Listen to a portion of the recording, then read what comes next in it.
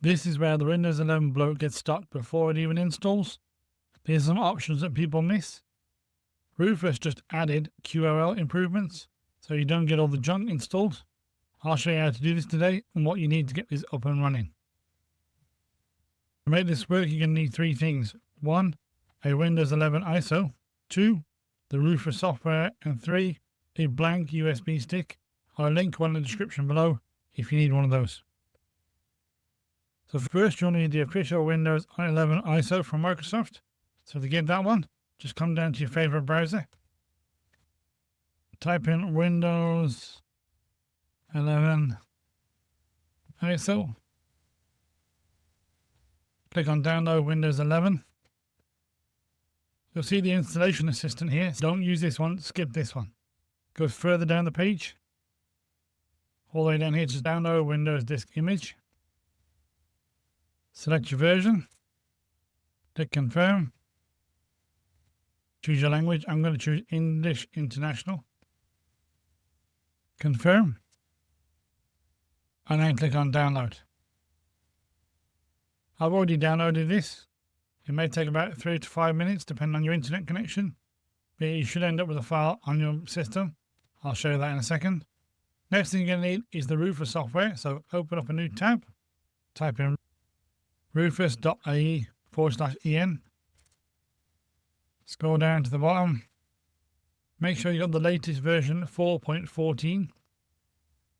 It's not long to download it. Once you've got the software downloaded, just left click on it. If you can't find it and this disappears, just come down here to the yellow folder at the bottom, the File Explorer. Go to your downloads. As you can see, I've already downloaded it. Double click it. You get this box, just say yes. And then plug in your USB stick. I've got a 32 gig stick here, but you can use a 16 gig stick. Minimum of an 8 gig stick. I wouldn't go any lower than that one. Next thing is you want your ISO file, so click on select. Double click your ISO file from your downloads. Leave it on standard Windows installation for now. We can change this in the options in Rufus later on. This is the part that confuses most people.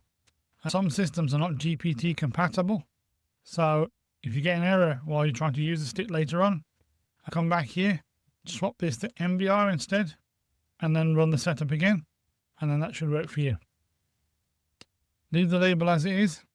Leave the file system as it is. Click start. Now this is the magic part. So you can remove the requirements 4 GB of RAM and secure boot and TPM 2.0. This is good if you've got an older machine. And you can remove the requirement for an online Microsoft account. So sometimes you want to run your machine locally. You don't want to be signing in every 5 minutes and sharing your data with Microsoft.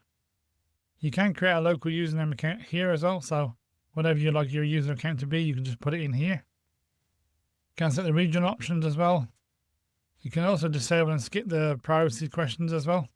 It'll just automatically disable those if you tick that one. You can also disable BitLocker if you don't want your drive encrypted. If you haven't got the encryption key, especially if you're running on a local account, I highly recommend you enable this one. And this is the new one that Rufus added, QoL improvements. Don't force Copilot, OneDrive and Outlook. You end up with a faster startup system. And the Windows signed bootloaders, I'd leave this alone for now unless you know what you're doing.